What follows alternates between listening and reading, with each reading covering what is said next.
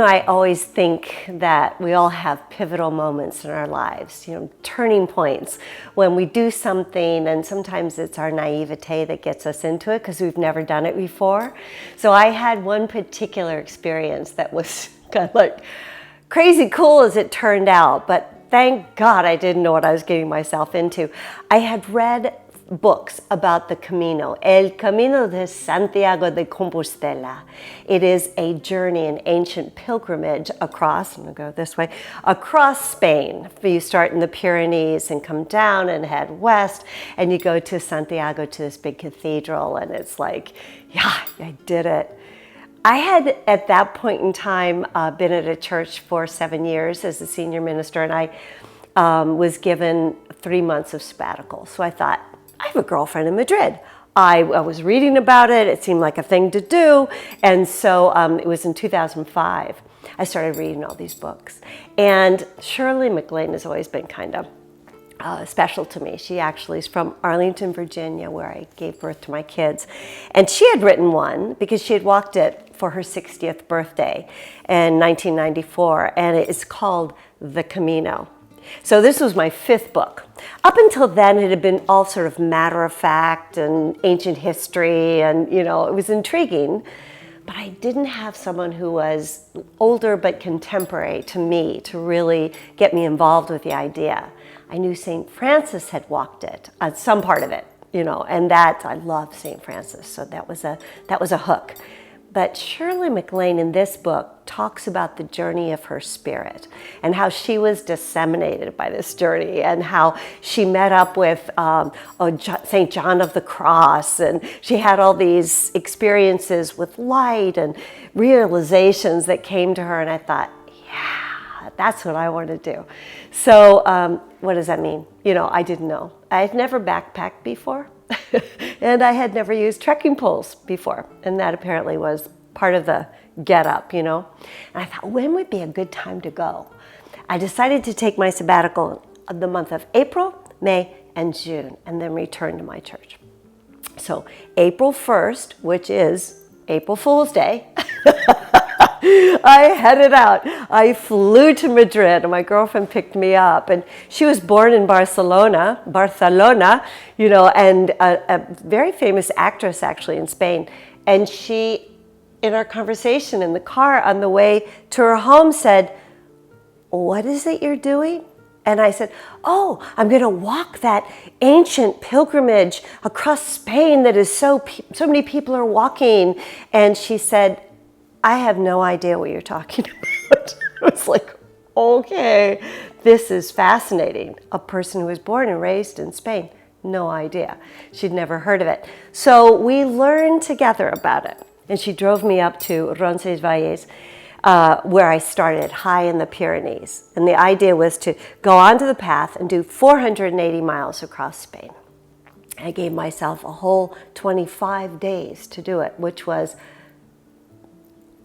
beyond naive, maybe into stupid, certainly unstudied about it, because it meant pretty much a marathon a day. But I was, I had my running shoes and my gaiters and my parka. They said there might be some cold weather. Well, it was the coldest, wettest month that Spain had in known history, and it was snow, sleet, ice every day but 5 of the days, so 20 of the days going across. And the first day, I came down out of the Pyrenees, stayed my first night, and woke up in the morning and it was snowing. Granted, I had a parka and gloves. I was ready for snow. But I don't know, it just was a moment of, really? Okay.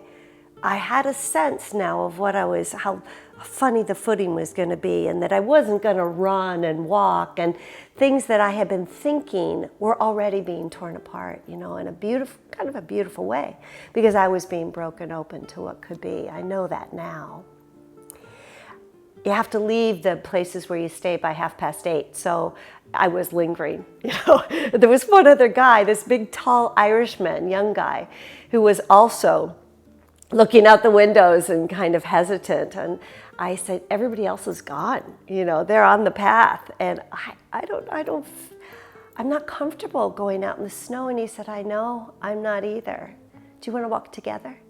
So I said, yes. And that day we met two British guys, and I walked with them for 7 days. I was on this hillock with my trekking poles, and I slipped, and my left ankle gave way and kind of almost skewered Thane, the guy behind me, but recovered. And I was limping. I couldn't keep up with him. So it was time to look at the map and decide where I could go to put heat and ice and heat and ice. And I was by myself again, and I was led to a monastery that, as I recall, was from the 6th, 7th, 8th century, had been made into a 4-star hotel, and they had a soaking tub for me, and it seemed like I was the only person there. I went into the chapel and prayed, cried, my ankle hurt. I didn't know what was going to happen. I stayed up all night long praying, and just being with my ankle, in the morning I was able to walk. And so I found my way back onto the Camino, but realized I wasn't going to be able to get I had a flight leaving, right? So I found my way to a bus station. And at the bus station, I waited in the queue, and I'm ready to use my best Spanish. And I asked this woman, may I buy a ticket to this place so I could hook up on the Camino and keep going? And she said, no, you can't buy a ticket there. Next. I'm like, what? So I fell out of line, and I'm in this place of, you've got to be kidding. And I hear my mother's voice. My mom was a Unity teacher, and she was famous for the saying, there is nothing lost in God's kingdom. I thought, there's nothing lost in God's kingdom.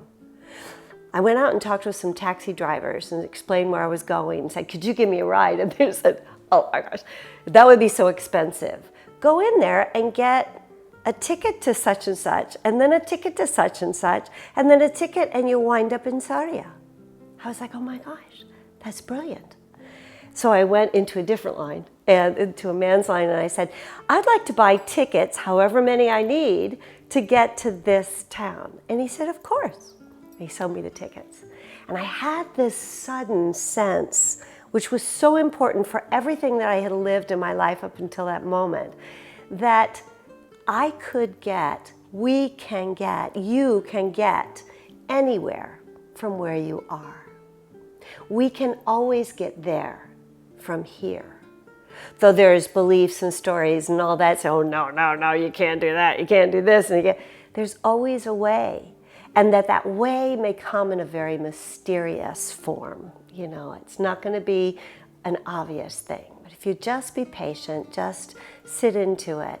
And that informed my walk on the Camino, which was fraught with and full of mysteries and majesty and spiritual things that happened, and appearances and disappearances and all kinds of things that really helped my journey as a human being, as a divine being who's human. And it also has been something out of which I could teach. I could always lean into that truth. And I think that has been, for me, that has been a great part of my own legacy, which came through other people that had had that journey and gone the distance to get there. So that was just a wonderful experience. I'm glad to share it with you.